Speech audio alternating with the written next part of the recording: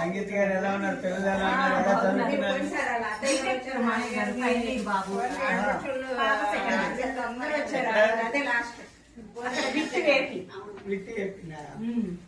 నిడమర దగ్గర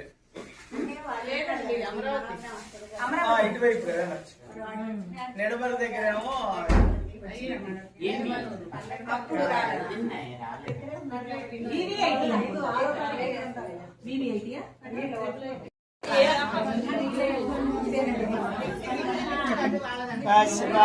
సంజాతం నారాయణాశ్రితం శ్రీమన్నారాయణ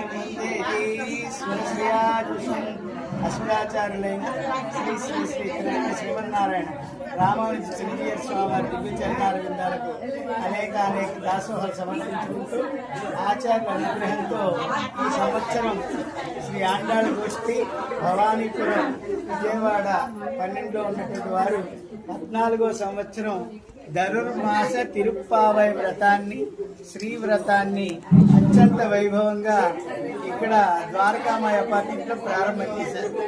ఇవాళ రోజున మన గోదాదేవి 30 పాసురాలు 30 రోజులు చెప్తూ అందులో దివ్య దేశాలని ఆడివాళ్ళని పరమ భక్తులందరినీ కూడా చక్కగా చెప్తూ ఇవాళ మొదటి పాసురంలో మనకి అత్యంత గొప్పదైనటువంటి అష్టాక్షరి మంత్రం ఆవిర్భవించినటువంటి బదరికాశ్రమం యొక్క విశేషాన్ని మనకి అందించింది అమ్మ.